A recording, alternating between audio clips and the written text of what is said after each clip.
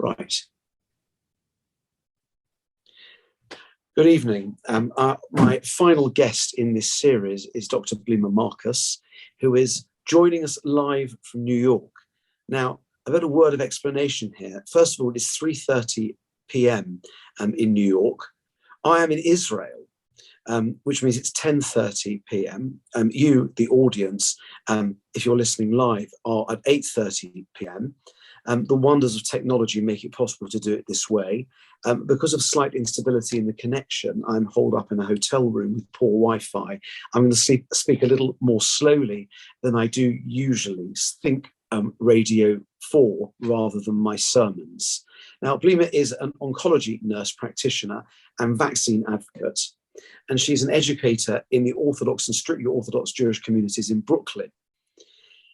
So you may be wondering why it is that I asked Blimi to join me for this interview. She's quite far off our usual track. The people I've interviewed over the last couple of weeks are known to my community or known more broadly in the UK. So I've been watching Blimi online for a while. We've actually never met in person. In fact, this is the first time we've actually spoken face to face, even digitally. And her constant tweeting, mostly about vaccine-related issues, although about lots of very interesting other things as well, have over the last few months captured my interest. And certainly people who are willing to stick their necks out to, let's say, go against regrettable community trends often attract my interest, and I thought it also might attract your interest. Now, before talking about your own vaccination journey, despite the fact that your main professional life has nothing to do with vaccination, please talk about your professional life. After your name, you write DNP. These initials are probably not so familiar to a British audience. What does it mean, and what does that mean you do? Hello, Rabbi. The initials DNP means doctorate in nursing practice. Nurse practitioners generally practice with a master's degree, but if you pursue a higher level degree, like a doctorate degree, you're a nurse practitioner with a little more education, a doctorate in practice, but your scope of practice doesn't change. You know, you're just more informed, but you do the usual job that a nurse practitioner does, which is see patients, diagnose, prescribe, follow up, the usuals.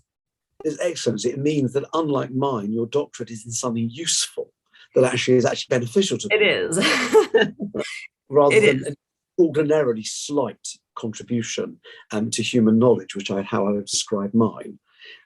Could you explain your Jewish and general education that got you to this point? Well, my Jewish education was fairly typical for growing up in Brooklyn. I attended a Hasidic elementary school because my father is a member of a Hasidic community, as is my mother. But then I went to a more Beis Yaakov high school, which was a little more to the left, I suppose, not Hasidic. And once I graduated, I went through a series of universities. I went to Touro College for my initial undergraduate degrees, where I majored in history and psychology. History is also a very useless degree, but I loved every second of it. I went back for my third undergraduate degree, which was nursing. And then I went to a nursing I went to my doctorate program, which was a bridge from an undergraduate degree to a doctorate, kind of bypassed the whole master's degree. And there's a fairly atypical educational path from a woman from a Hasidic background. Yes, it isn't very common to pursue that much higher education, but these days there are more people. Even the Hasidic women in the community are pursuing more degrees that are easier to do in non-traditional settings, such as online degrees in special education or certain health areas. But college is becoming more prevalent, which I'm really, really happy about in the Frum community. So thank you. Perhaps you could share what you do. I know you specialize in oncology nursing. What's the remit? What are your special areas of interest? Oh, goodness. I really love almost all of it, but I've done a lot of end of life work and uh, I've worked in a lot of different areas, but the areas I ended up really loving are when patients really end up reaching the end of their diagnosis and the end of their road.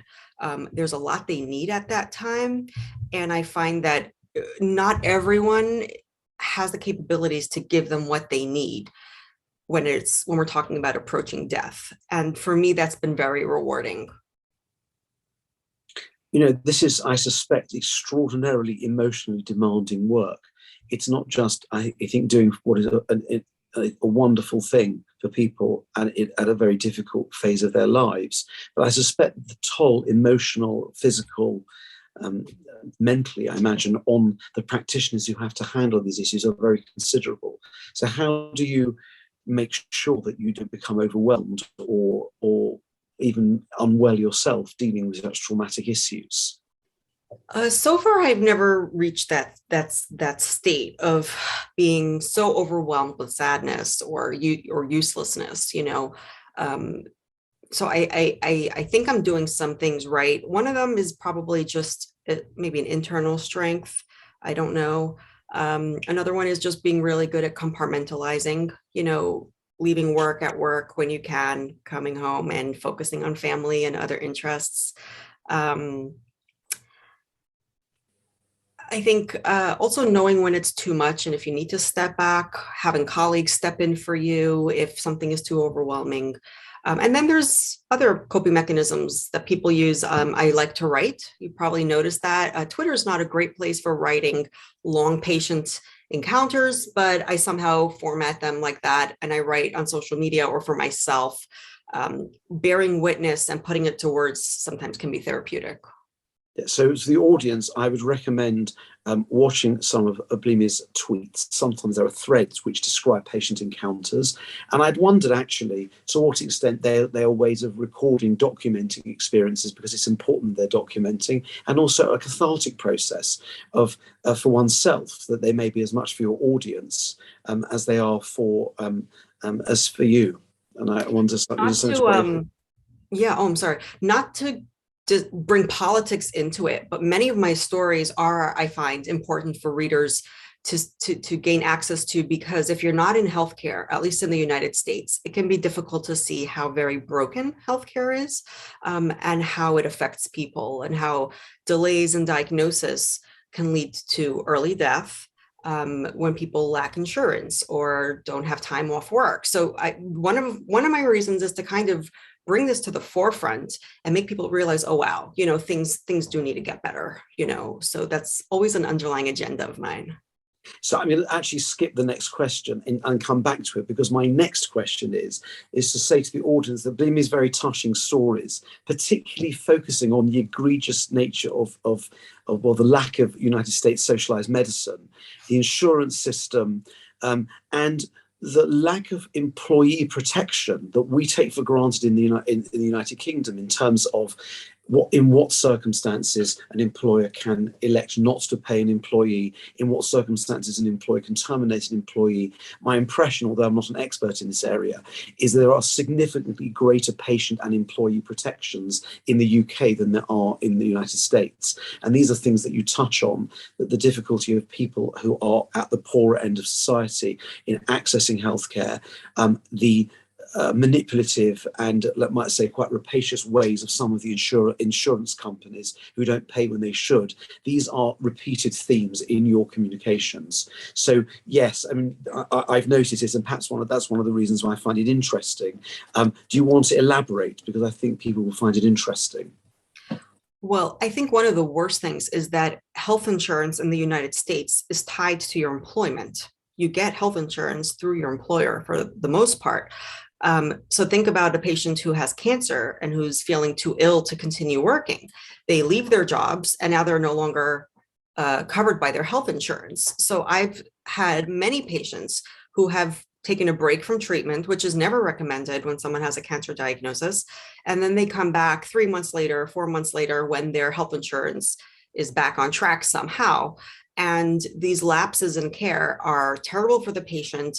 They're terrible for their survival. It's terrible for their mental, for the mental state, because when you're ill, you just want to get treated. I always say, cancer treatment is horribly, horribly difficult. It's one of the worst human suffering treatments that exist. The only thing worse than getting treated for cancer is not getting treated for cancer. And when our patients can't get treated because of these barriers that come up due to insurance issues, it just feels like a terrible injustice. And it's one of the things that will get me boiling in like a state of rage, because it seems so not acceptable, but there's not often anything we can do about it. Aside from chip in with charity, which, as you know, is a way that I stepped in at a prior clinic that I was in. And yes, it's very worth touching on that. One of the things that I watched at a distance was that you effectively started a fund that enabled people who were struggling and needed medication or food to help them out, or transport, basically sort of crowdfunding to help them. And that was something I've observed, and there were lots of stories in your, not perhaps recently, but tweets further back, in which you kind of effectively explained to the donors, which I will admit for a while of having been one, to how the money was being used. And it would be difficult to imagine the modest amounts that I gave you being used on for better causes. I felt good about it. Maybe and so on. And these are small sums, but I suspect that with enough donors, it becomes significant. It did become significant. I was making about $1,800 a month through that. Right. Fundraiser, and it began with something as simple as sharing a patient encounter where I had a 30-year-old Black female who had a double mastectomy and early breast cancer, who had lymphedema, which is arm swelling as a result of having lymph nodes dissected and removed, and she had a lot of arm pain. And the only thing that helped her was a kind of a roll-on pain reliever that you can get in the pharmacy, and she couldn't afford it. And I shared this story, and before you knew it, I had 1 or 2 messages from anonymous people who I never met and said, hey, can I send you $100 so you can buy this for her? And I realized that there's a lot of people who hate that these are such small amounts. We're talking $25, $40 that can make a significant difference in a patient's life, which is why I put that GoFundMe together that allows people to donate on a monthly basis at whatever tier they'd like to do, whether it's $5 a month or $10 a month. And it became $1,800 a month, as well as private donations from people who didn't want to use the website, but saw what I was doing. And it covered so many things for our patients, including chemotherapy for many of them who had copays, $500 copays for every chemotherapy session, which is terrible. It was humbling to see people be able to do so much by giving just small amounts. It's a very interesting idea. It just feels at the British end more than regrettable that it's necessary. Terribly regrettable. Oh my goodness. Yes. And it somewhat touches on the fact that you are clearly quite politically liberal in a community that appears to be pretty uniformly Republican. And so how does that play out in your world? I think a combination of how I came to be this way, or how it plays out. Well, you could say whatever you want. Well, the way it plays out is that everyone makes fun of me. Oh, the liberal is here for dinner, so that's okay. It's fine. I think people know I hope, well-meaning in my beliefs about how we can make a better world, even if we don't always agree on the best way to do that. I sometimes can be a little naive, so people will say, oh, it's not that easy. You don't just do socialized medicine and it fixes everything. Well, no, but it gives everyone health insurance. So, so that's kind of how it plays out. I'm kind of patted on the head, condescendingly as the bleeding heart liberal. I have to say, though, over the last few years, a lot more people have become more liberal around me. I think things have been very tumultuous in the United States, and people started drifting maybe away from a lot of the rhetoric on the GOP side, on the Republican side. So I've definitely seen a shift more towards the liberal agendas around me in the frum community. Right. I'm still a minority. Even in those areas where I saw the maps following the last election, in which there seemed to be some areas which were in excess of 95% Trump voters, in excess, sometimes considerably in excess. You know what? I think the people I'm talking about are probably not very politically inclined to begin with, but they've kind of been like just watchers all along. And as they're watching, they're like, I don't really like what I see. And then they kind of form new opinions, like we all do. I mean, I never was inclined politically for most of my young adulthood until there was a mass shooting in a school where 20 children died. That changed everything for me when I started paying attention. So I think everyone has something that starts bothering them, and they sometimes. From the perspective of a Brit, those sorts of shootings seem to happen monthly.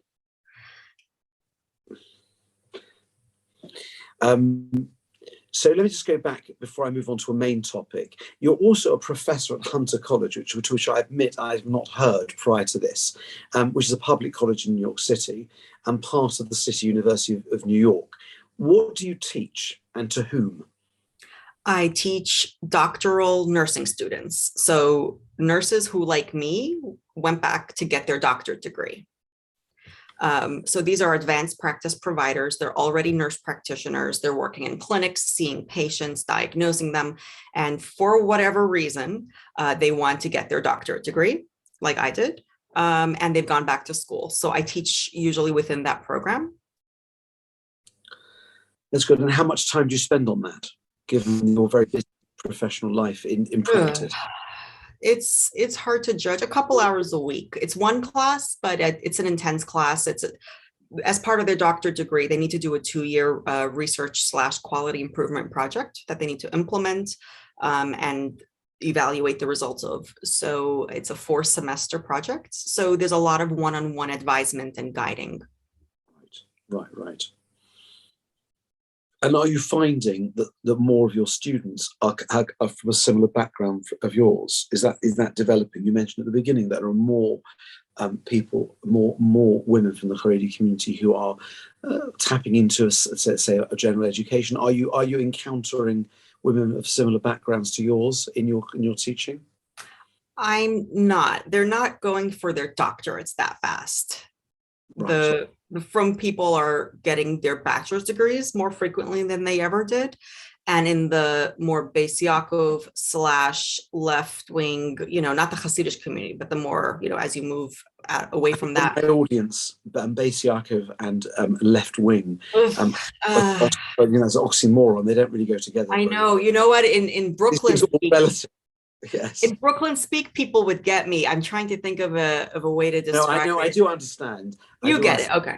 I do understand. For those who are listening, people know that Rebbetzin Vicky works in the Hasidic community in Stamford Hill, and the schools that we would consider in Golders Green to be really quite on the right, in Stamford Hill in the Hasidic community are off the scale to the left in terms of their outlook, and the opportunities they provide for post-school education. So this is the sort of similar space. What we might call in Golders Green right wing would look quite left wing if you were a card-carrying member of the Satmar community in Stamford Hill. Right. So this leads me a little bit towards the main topic and the main reason I knew you'd be a great interviewee. So let's talk a little bit about vaccination. Let's talk about the starting point. You describe yourself as a person who began, let's say, reluctant or frightened of vaccination. I don't know how long ago this was in the past. I was quite startled given your very, quite aggressive campaign against misinformation and to encourage people to be vaccinated in vaccination-shy communities. I was somewhat startled to discover that you'd started life as maybe not quite an anti-vaxxer, but with a degree of vaccination fear. Could you explain this? Sure. I don't think I was ever... I think before I had children, I never thought about the vaccination topic. It wasn't on my radar. As a child, I was vaccinated, up to date, had no concerns with it. But when I was pregnant with my first child, which took 6 years of science and God to help, I went to a chiropractor because my back was hurting. And he did a whole bunch of adjustments, as chiropractors do, and sent me on my way with an anti-vaccine book. And I went straight down that rabbit hole. I was actually newly recovered from cancer, and I think I was processing some post-traumatic, anxiety. And I think the combination of being newly pregnant and then having a newborn, dealing with my own recent diagnosis and, questioning my own mortality, and then looking at this book that went straight to my fears as a new mother of giving your children a series of injections that have unknown harms. Of course, everything was not accurate, but at the time, I wasn't well versed enough to know that.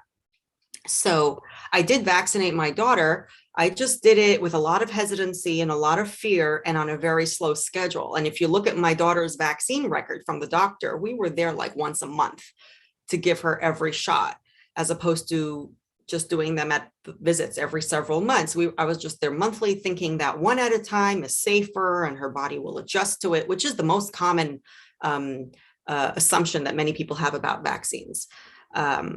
But then several years later is when I entered the doctorate program, where one of the things we learned, one of the things that a nurse practitioner with her doctorate degree is poised to do is look at existing data and translate that into clinical practice. All right. You don't conduct your own research as a DNP as much as look at the research that's out there and say, hey, we can do things better at our clinic.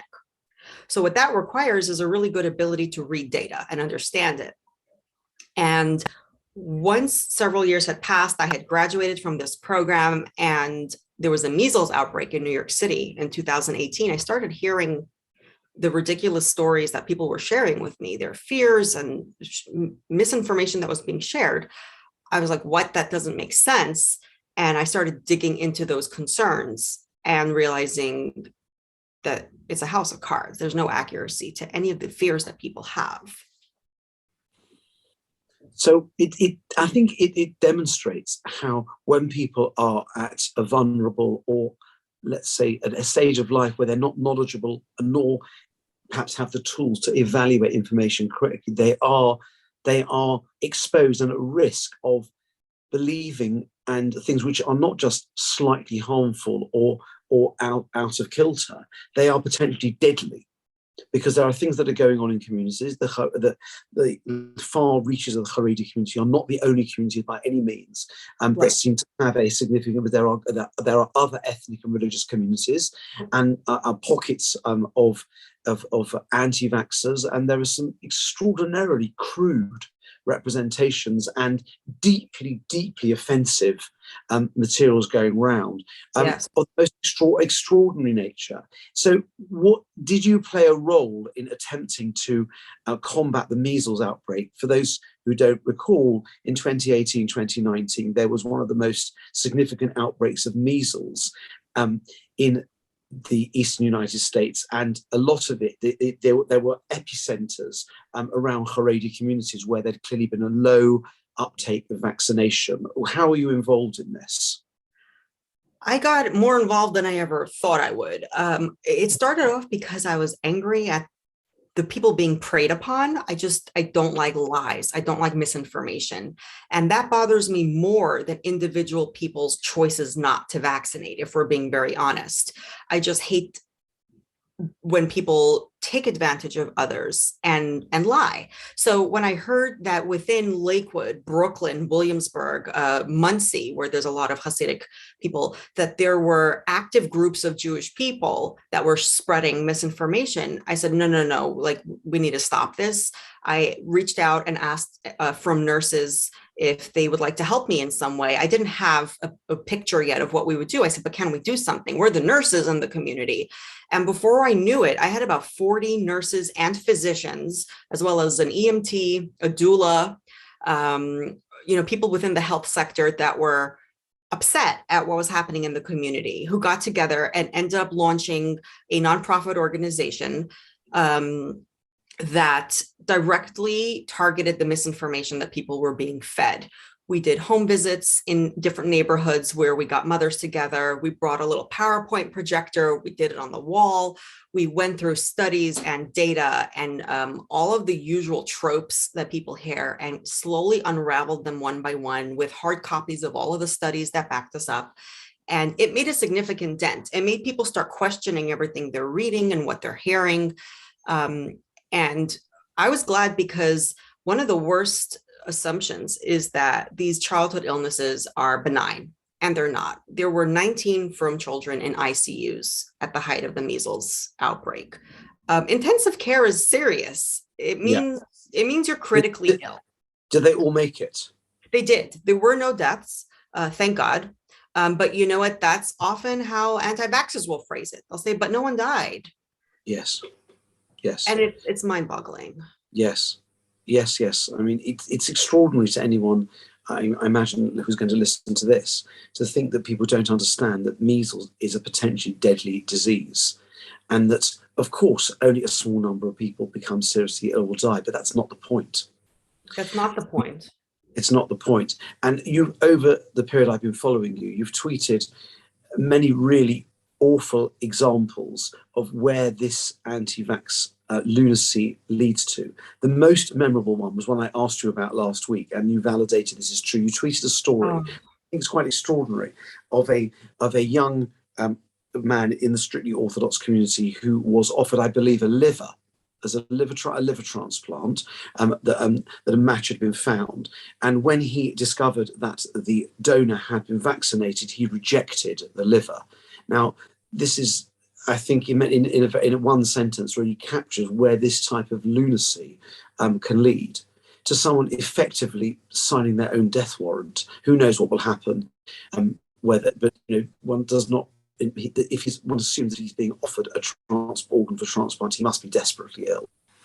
Well, what's so strange about that story, and it's not the only story where people are rejecting blood transfusions, other transplants, other critically necessary procedures because it involves a vaccinated person or involves them getting vaccinated.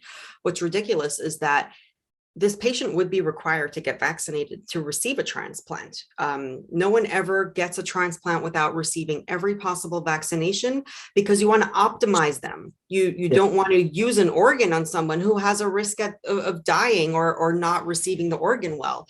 So, I mean, I don't know how he thinks he might get a transplant. I understand that there are, Heimish organizations that try to get them onto lists and expedite them and possibly assure the surgeons, well, we'll get him vaccinated. We're getting all that done, because in general, you're not even eligible for transplantation and all this if you're not well vaccinated. It's a terrible story on so many levels.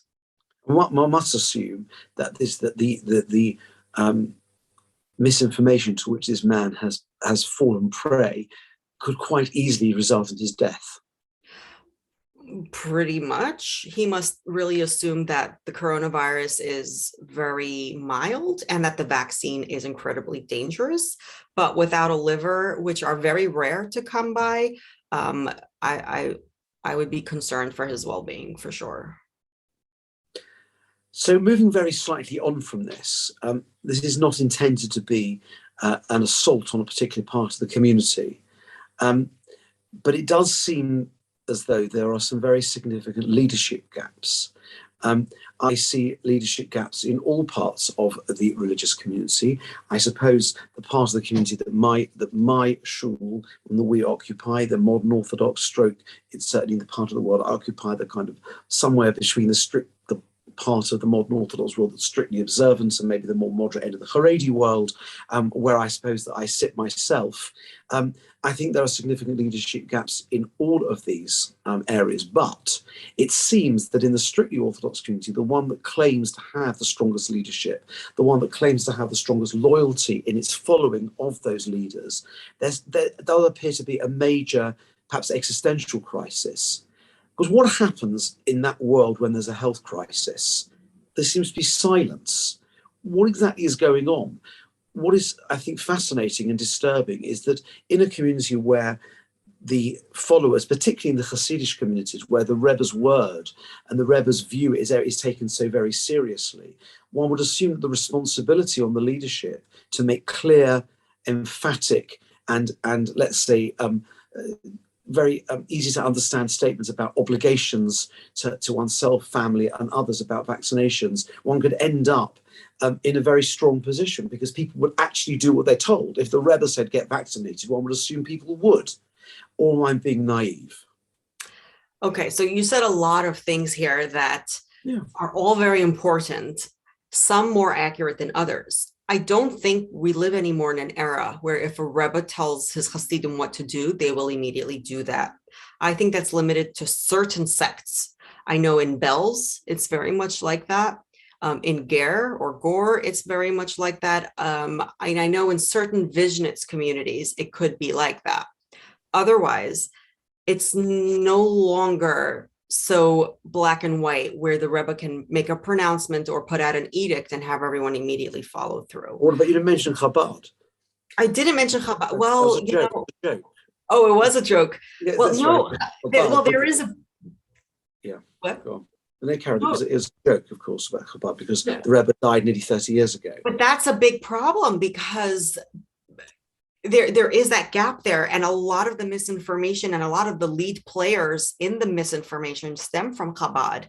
I pointed But this there out. have been some parts of the Chabad community that have advocated strongly for vaccination. Absolutely. And they've been very, I Absolutely. believe, they've been quite good on this. The problem is when there are small voices out there that encourage vaccination, whether it's once or twice, or they mention it 4 times throughout the pandemic, it's never equal to the voices of the anti-vaccine components. So when you say there's a gap in leadership, there certainly is, and that's not new. And it's funny. I kind of made my Twitter debut.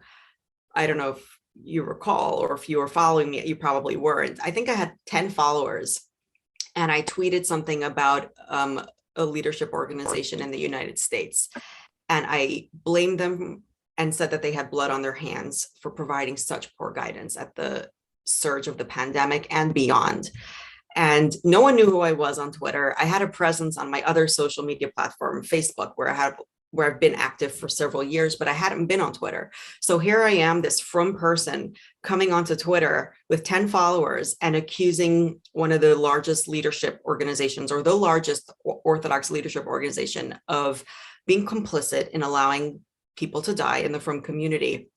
I can't possibly describe the level of, what's the word? Abuse? Yes. Yes.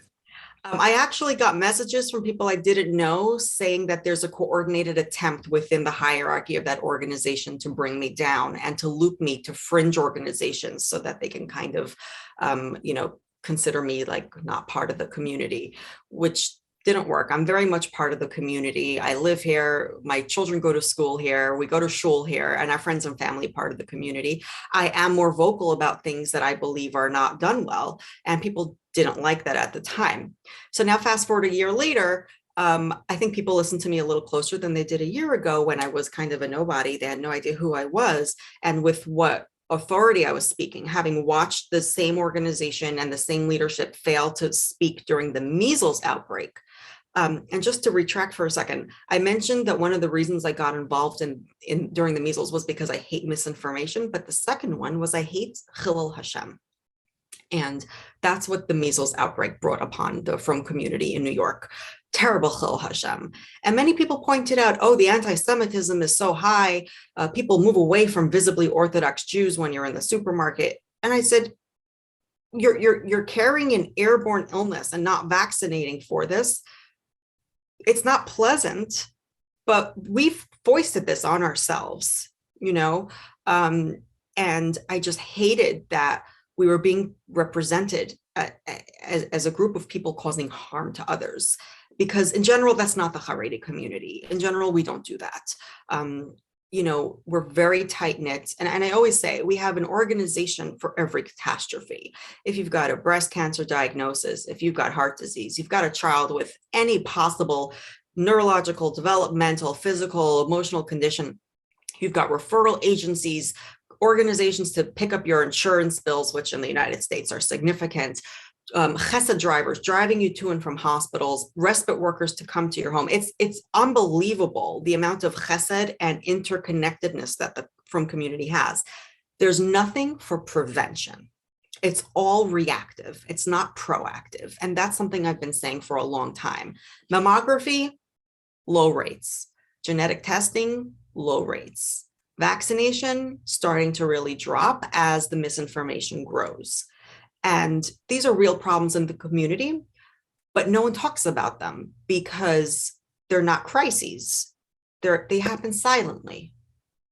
It's interesting. It's reflective of a certain style of leadership, which perhaps in other areas is primarily reactive rather than proactive. And the result is that there seems to be a particular susceptibility in village communities, of which the Haredi community is an example, but not the only example, with a sort of closed loop where people live, marry, work very often within the same kind of group.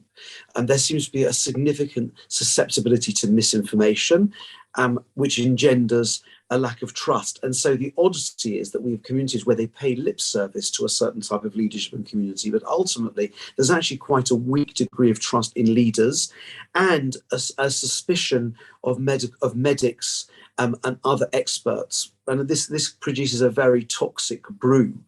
It's also, maybe you should ask me this question, but I wonder why it is that religious leaders, and I think the further right you go, the more prevalent this is, but I think it exists everywhere, have an ability to speak with authority about things they know nothing about.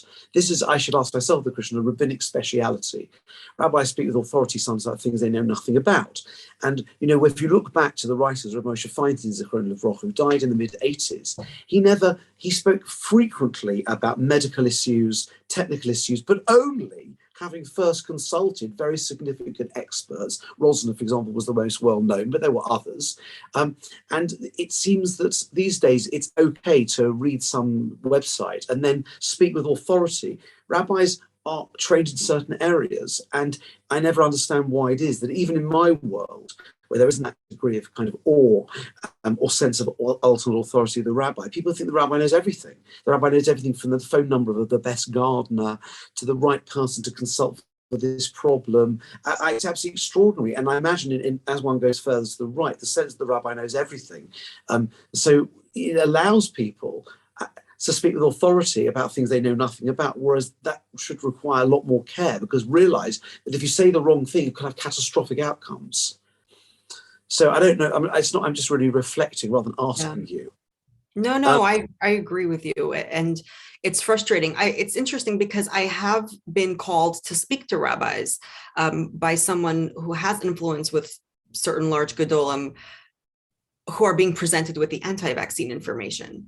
And I have someone that said, you know, hey, there is going to be a couple of anti-vaxxers speaking to this Rav. Are you available to be on the call so you can respond? And of course, I've made myself available. In most cases, I was successful in responding and pointing out the flaws in the arguments and kind of exposing the lack of information that a lot of people in the anti-vaccine world have. There was a great gadol in Europe that was consulted, and they were trying to get him to ban vaccination for everyone over 18 several months ago, and they weren't successful. And I was very relieved because his word carries a lot of weight. So there are some rabbanim who are trying to do their due diligence by getting information, but I think sometimes they're limited by who comes to them to provide that information, and very often they might have an obligation to seek this information, though. Absolutely, you're not going to get an argument from me. It is their obligation. But what is actually happening is that the passionate people are the ones trolling these rabbis and following them, and dogging them and trying to get a moment of their time. The people who believe in vaccination and this is a problem to begin with, are just kind of silent. They're like, yeah, I'll get vaccinated, but they're not passionate enough to follow the anti-vaxxers and try to undo the damage that they're doing. So you have the really, in Yiddish, do you speak Yiddish? Yeah, I went to Yiddish speaking yeshiva. I just don't admit it. I went to Lenten Gate. Oh, okay. So it's the anti-vaxxers who get sehitzt. Okay. Yeah. And they're the ones who get vocal.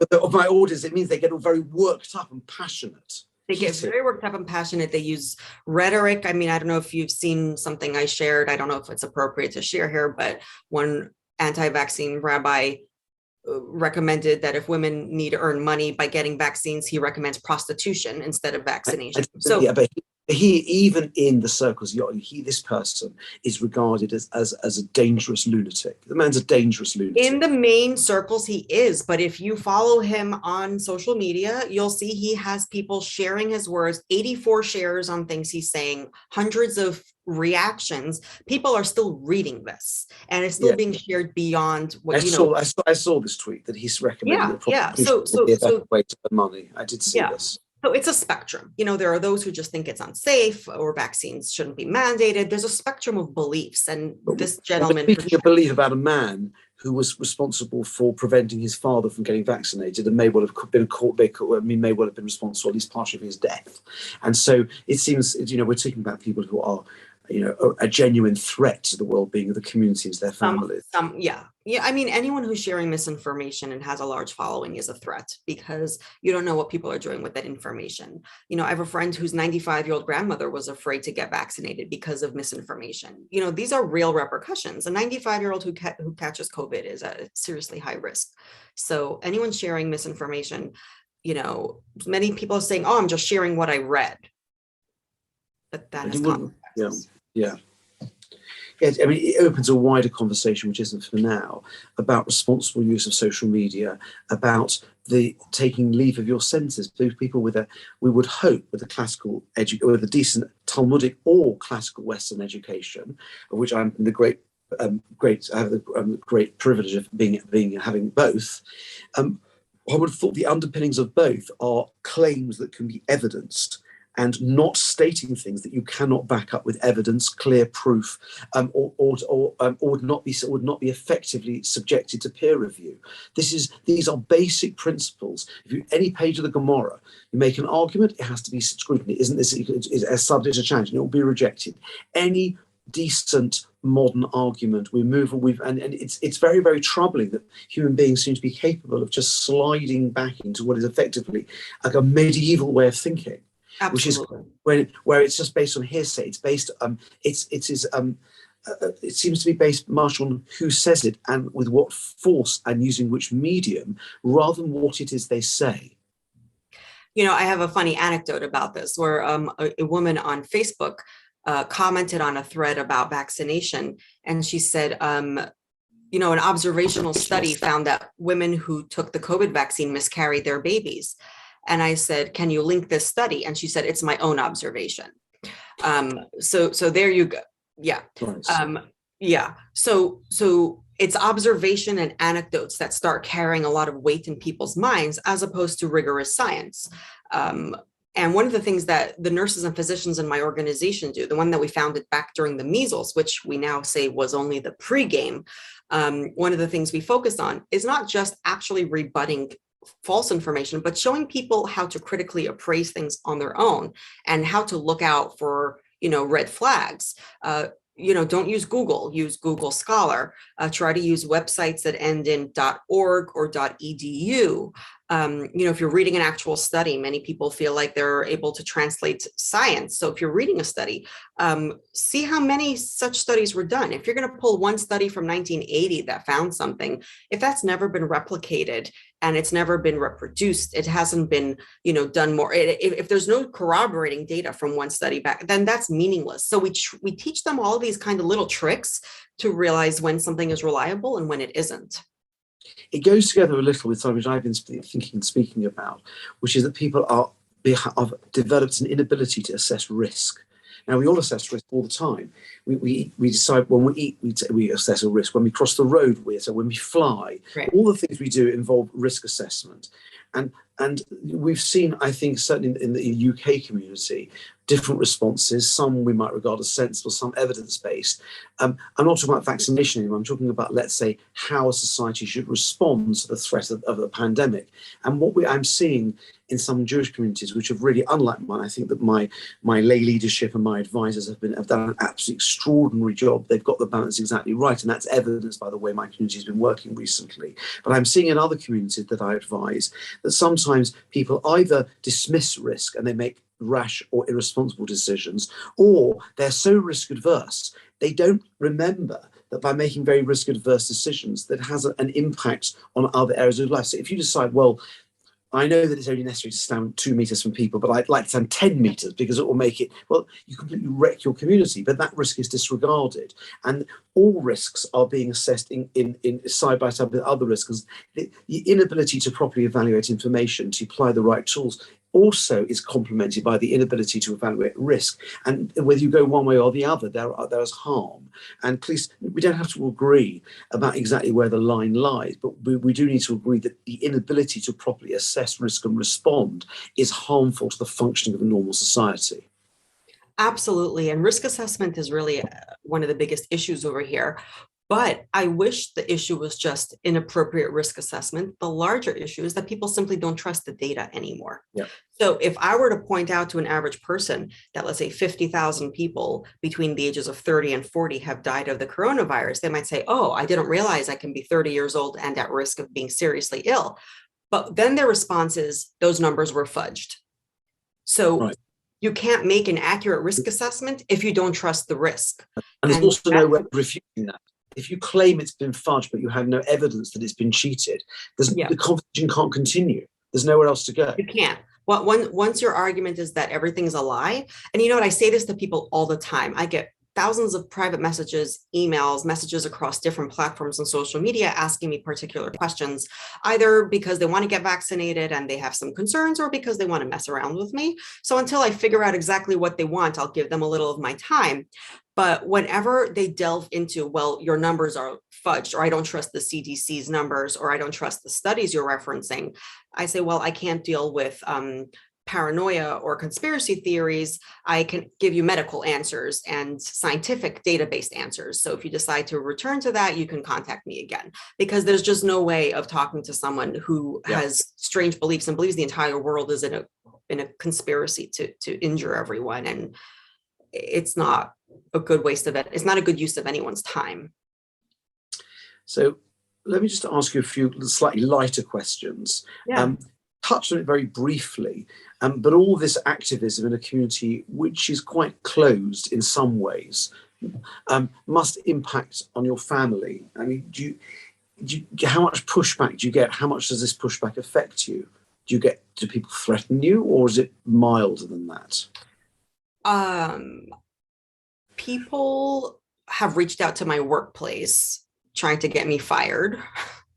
That never That's the standard model in the UK for people who, if we can't argue with the people, we try to besmirch them without any good reason. Yeah. And that actually happened when I spoke to you a few minutes ago about how I got on the phone with different rabbanim to answer questions that were being fed to them by anti-vaxxers.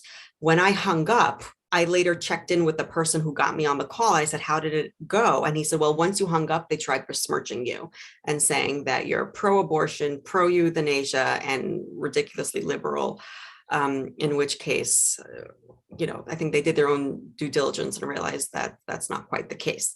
So yeah, definitely a little bit of character besmirchment. They don't generally come after my children, although one gentleman keeps calling my children vaccine injured and suggesting that I'm abusing my own children. But my husband gets the brunt of the comments, I have to say. I don't know if he wants me saying that, but shul can be a little challenging for him sometimes when people are rude, and men have different filters than women when it comes to ribbing them or teasing them, but I'll be honest, he's really, really good at responding. Someone said to him several months ago, you're vaccinated? What's the matter with you? Your wife forced you to? He said, no, I got it all on my own, and you better back up because I'm shedding and I'm magnetic right now. And I think everyone knew he was joking, but he's very firm in his own beliefs, and he got vaccinated on his own schedule, which was very early. He got vaccinated almost immediately when it was available to him, but I had nothing to do with it. He has a good head on his shoulders and makes his own decisions. But being that I am outspoken in a community where it's not common, he gets some less quality gentlemen coming his way with rude comments. So that's unfortunate. Yes. And how, it's good that they say they don't come after your kids, but there must be anti-vax narratives in their space. They must be encountering content that challenges your narratives. And how do you help them respond to that? My children are pretty smart. And they Well, also yes, have, your followers on Twitter are told repeatedly how smart they are, and so yes, we know they're very smart. they're pretty intelligent, and they also don't like disease. So they go through my medical textbooks, and just yesterday my daughter got her vaccination for hepatitis A, and she said, "Mommy, remind me which disease this is for." And I reminded her, and she said, "Oh, I don't want to get that."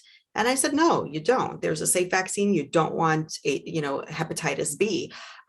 So I think they know that a reliable source of information for them. And I'm very honest with them when they have conversations with me about risk and benefit and vaccines that hurt.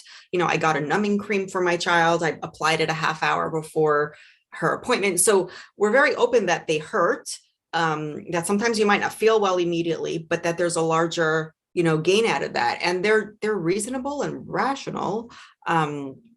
So that's never really been a problem. I mean, my daughter did come home and say, "Ma, if I get the COVID vaccine, will I not be able to have children?" And I said, "That's false." That's pretty bad. Yeah, she's 11 years old. And I said, "No, that's not true. That's definitely not true." And I even had more data to answer her. I said, "That's actually called a hibernation rumor, because it comes out of hibernation every time there's a new drug or a new vaccine, because it's the fastest way to put the fear of God in women, is to tell them you'll never have children." And I said, "It's never been true. That's never happened." And she trusts me. She knows I'm honest and I give her the right information. So I've never had a problem with them. They know to come talk to me, which helps. So, beginning to wind up, it's evident from your published ideas that you read not just extremely quickly, but extremely widely. And and you seem to be reading enormously long books. I don't know when exactly you do this, given your professional commitments, family commitments, and it seems your great commitment to social media and promoting these ideas. I don't know when you have time to do this. And I think that also that this very wide reading is another aspect, I suspect, that somewhat distinguishes you from your peers in the community you come from. So would you like to talk a little about, obviously, about love for reading? You mentioned history, but talk a little more about this. I do love reading. I always did love reading. I have gone through phases in the last few years when I didn't have as much time for reading, and then there are some phases when I force myself. I'm lucky in that I don't like TV or watching, these binge shows where it's very easy to just watch a lot of stuff. I'd rather sit down and dedicate myself to an hour and a half movie once in a while, that's well thought out, well organized, with good characters and a plot, rather than just following shows through. So if I have time in the evening, I'm reading. I do like to read a wide variety, but the books that mean the most to me are the ones I come across and I'm left with something, either because it was informative or because it was provocative in a way and changed how I think about something. And you get that kind of information from a wide variety. Very often it could be biographies or autobiographies, historical narrative, historical fiction, nonfiction. So there's a wide gamut. Right. You've recently changed jobs. What are you doing now? I didn't really change what I actually do. I'm just in a different facility. I was in a facility that saw a very poor and underserved community, which is when I started the fundraiser that we were discussing earlier. I've switched to a large, rich, multi-billion-dollar academic medical center. So I do the same thing where I care for cancer patients. It's just a different place with a different clientele, which is its own story. It's painful sometimes to watch parallel lives of cancer patients when you're really poor with no health insurance, or when you're living on Manhattan's Upper East Side with people and social groups around you and money to sustain you. It's painful to watch that dichotomy, and that's kind of where I am. So I think that I find you to be an example of a somewhat unexpected, kind of powerful female activist in a community where there are not so many people of that profile. So what's next for you? What happens now? Where's the next, I suspect you're the kind of restless person who may have, other areas of community engagement or leadership ahead of you. I I think think, I think, restless, I think you're just starting. I don't know. I think restless is a very good word. I like to put my work where it's most useful, um, not necessarily where the accolades are, not necessarily where the publishing gets, but where you actually see results. So I'm not sure. Right now, I actually did apply to go back to school, which my husband wanted to know what took you so long. You graduated from your doctor program 3 years ago. It took you 3 whole years to go back to school. So I did apply to a couple of public health programs because I suspect a lot of my work might remain in being a science communicator, at least within the firm community that needs that, whether they like it or not. And I suspect many don't. But that's definitely a role I see for myself, alongside, the oncology work I do. Okay, and so I do think that you are one of an interesting genre, but although there are not so many, there are, I see in London and I see in other places, and more in Israel, that there are women who clearly are strongly identified and remained within the Haredi community, identify as part of it, live in it, are educating their children within it, but are adopting really quite powerful public leadership roles. Maybe they're not formal roles. Right. You don't occupy any kind of formal role in it, but nonetheless, it's quite clear that you're a lot more influential than many of the people who are fighting with you, or people who should be. And I'm sure there's a degree of jealousy around that. And I don't know, how do you feel? And this is really the last thing I'm going to ask you, because I've occupied more than enough of your time. And for those who remember, I'm now on 11:30 where I am, so it's probably time to think about going to bed. You do. You look like you're fading. I'm so sorry. No, I'm really fine. Okay. So how does it feel to be in this kind of space, that we're in a kind of a world where there aren't perhaps so many formal leadership roles for women in the Haredi community, but nonetheless you and others have kind of grasped or seen a space and are really beginning to shape the public narrative? What direction do you think that's going to go in? I think people who are vocal about issues and are what we call key informants in the community, they really know their communities, whether they're men or women. I think they're simply going to be taken more seriously. I know that in my space right now, as a frum woman in a community where right now there are low vaccination rates for COVID, and recently there were high infection rates. Now it's normalized more. I know that I'm a point of contact for many of the health departments locally. And I can't be very helpful because there's not really much I can do beyond what I'm doing already in terms of speaking out about the importance of vaccination. But when you need someone within the community, I can be a great person for that. People in other spaces that are not healthcare can be great people for that. Finding someone within the community that the community may trust, even if they don't really like what they're saying, those are great resources, even if they're informal roles. That's good. I am going to leave it there. And thank you. It's been really fascinating talking to you. Thank you. I'm pretty sure that this is now going to be made available on my Shul YouTube channel, assuming that I'm capable of operating the technology. And I'm sure that many more people will, over the next few weeks, watch this meeting interview. Blimi, thank you so much for joining us. My pleasure. Thanks for asking. Really, really appreciate it. Be well. Have a good day. Thank you. You too. Have a good night. Bye.